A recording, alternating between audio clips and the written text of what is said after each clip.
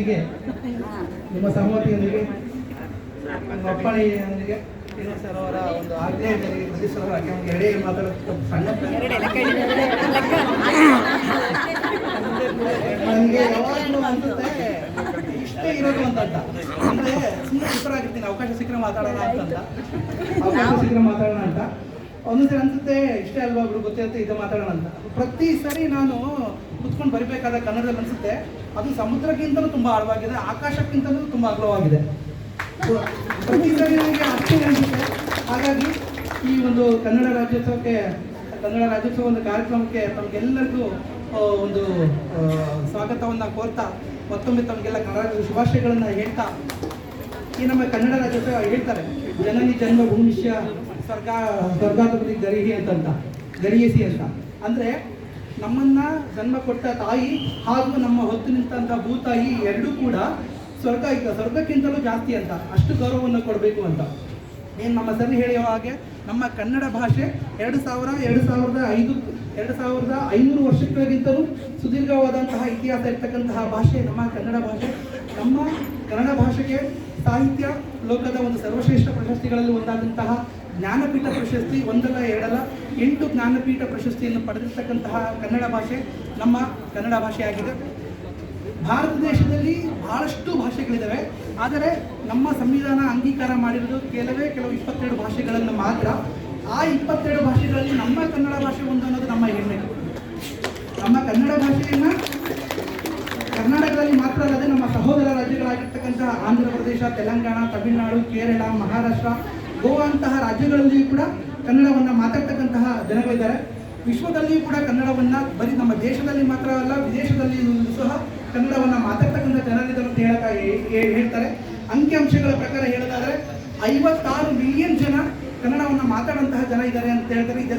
ಇದೆಲ್ಲ ನಮ್ಮ ಕನ್ನಡಕ್ಕೆ ಸೇರ್ತಕ್ಕಂಥದ್ದು ಗೌರವ, ಇದೆಲ್ಲ ನಮಗೆ ಸೇರಬೇಕಾದಂತಹ ಗೌರವ ಅಂತ ಹೇಳ್ತಾ, ವಿಕಿಪೀಡಿಯಾ ನೋಡಿರ್ಬೋದು ನೀವು. ವಿಕಿಪೀಡಿಯಾದ ಗೋಲು ಇದು ಲೋಕದಲ್ಲೂ ಕೂಡ ಕೆಲವು ಒಂದು ಭಾಷೆಗಳಿಗೆ ಅಲ್ಲಿ ಸ್ಥಾನಮಾನ ಸಿಕ್ಕಿದೆ. ಅದರಲ್ಲಿ ನಮ್ಮ ಕನ್ನಡ ಭಾಷೆ ಒಂದು ಅನ್ನೋದು ಇದು ಕೂಡ ಒಂದು ನಮಗೆ ಸೇರಬೇಕಾದಂತಹ ನಮ್ಮ ಕನ್ನಡ ಭಾಷೆಗೆ ಸೇರಬೇಕಾದಂತಹ ಗೌರವ.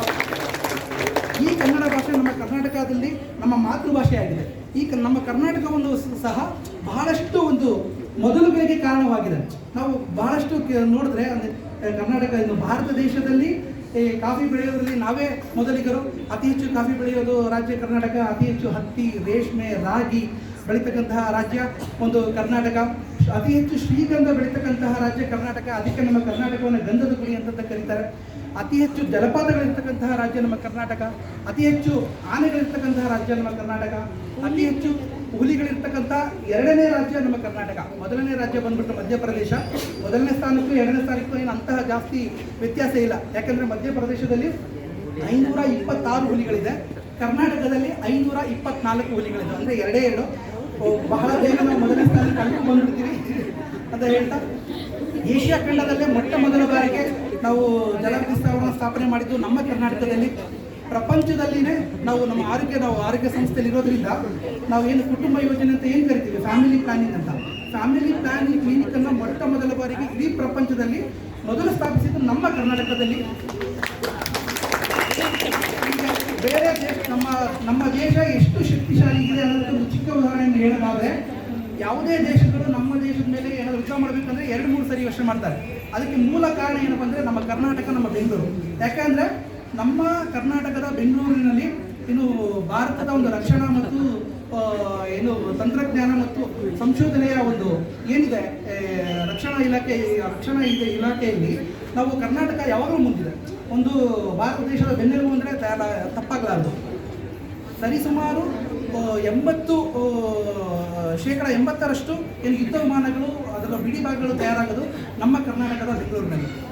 ನಾವೇನು ಇಸ್ರೋ ಅಂತ ಏನು ಕರಿತೀವಿ, ಆ ಇಸ್ರೋದ ಪ್ರಧಾನ ಕಚೇರಿ ಇರೋದು ಕೂಡ ನಮ್ಮ ಬೆಂಗಳೂರು, ನಮ್ಮ ಕರ್ನಾಟಕದಲ್ಲಿ. ಹೀಗೆ ನಾವು ನೋಡ್ತಾ ಇದ್ದೀವಿ ತ್ರಿವರ್ಣ ಧ್ವಜವನ್ನು. ಭಾರತ ದೇಶದಲ್ಲಿ 28 ರಾಜ್ಯಗಳಿದೆ, 8 ಕೇಂದ್ರಾಡಳಿತ ಪ್ರದೇಶಗಳಿದೆ.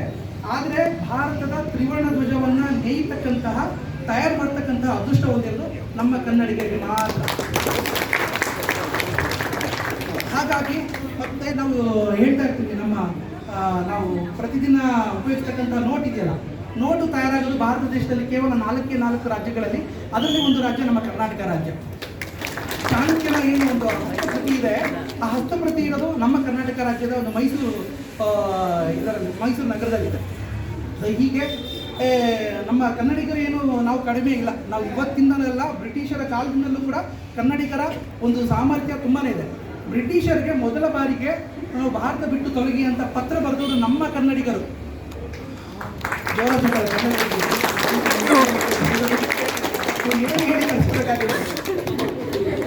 ಮೊಟ್ಟ ಮೊದಲ ಬಾರಿಗೆ ರಾಕೆಟ್ಗಳಿಂದ, ಬಂದೂಕುಗಳಿಂದ ಮತ್ತು ತುಪಾಕಿಗಳಿಂದ ಬ್ರಿಟಿಷರ ಯುದ್ಧವನ್ನು ಮಾಡಿದವರು ನಮ್ಮ ಕನ್ನಡಿಗರು. ಒಂದು ಕಡೆ ಇತಿಹಾಸನ ನಾವು ಯಾಕೆ ತಿಳ್ಕೊಂಡು ಮಾತಾಡಬೇಕು ಅನ್ನೋದಕ್ಕೆ ಒಂದು ಸಣ್ಣ ಉದಾಹರಣೆ ಇದು. ಒಂದು ಕಡೆ ಹೇಳಲಾಗುತ್ತೆ, ಝಾನ್ಸಿ ರಾಣಿ ಲಕ್ಷ್ಮೀಬಾಯಿ ಅವರು ಬ್ರಿಟಿಷರ ವಿರುದ್ಧ ಒಂದು ದಂಗೆಯನ್ನು ಸಾರಿದರಲ್ಲಿ ಮೊದಲಿಗರು ಅಂತ ಹೇಳ್ತಾರೆ. ಆದರೆ ನಿಜವಾದ ವಿಷಯ ಏನಪ್ಪ ಅಂದರೆ, ಅವ್ರಿಗಿಂತ 30 ವರ್ಷಗಳ ಮುಂಚೆ ಅಂದರೆ 1824 ನಮ್ಮ ಕಿತ್ತೂರು ರಾಣಿ ಚೆನ್ನಮ್ಮ ಅವರು ಯುದ್ಧ ಸ್ಟಾರ್ಟ್ ಮಾಡಿರ್ತಾರೆ, ಶುರು ಮಾಡ್ತಾರೆ. ಕಿತ್ತೂರು ರಾಣಿ ಚೆನ್ನಮ್ಮ ಬಗ್ಗೆ ಎಷ್ಟು ಮಾತಾಡಿದ್ರು ಕಡಿಮೆನೆ. ಅಷ್ಟೇ ಅಲ್ಲದೆ ಹೇಳ್ತಾರೆ, ಬ್ರಿಟನ್ ದೇಶವನ್ನು ಒಂದು ಪ್ರಜಾಪ್ರಭುತ್ವದ ತವರು ಅಂತ ಕರೀತಾರೆ.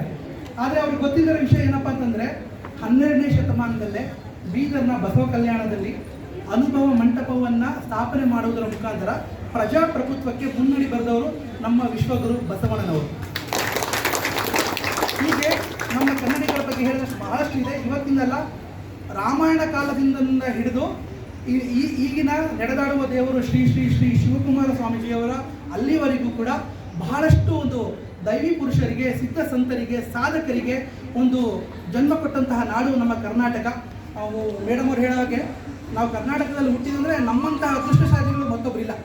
ಯಾರು ಎಲ್ಲಿ ಬೇಕಾದರೂ ಹುಟ್ಬೋದು, ಬಟ್ ಕರ್ನಾಟಕದಲ್ಲಿ ಹುಟ್ಟೋಕ್ಕೆ ತಪಸ್ಸೆ ಮಾಡಿರಬೇಕು. ಅದಕ್ಕೆ ಕುವೆಂಪು ಅವರು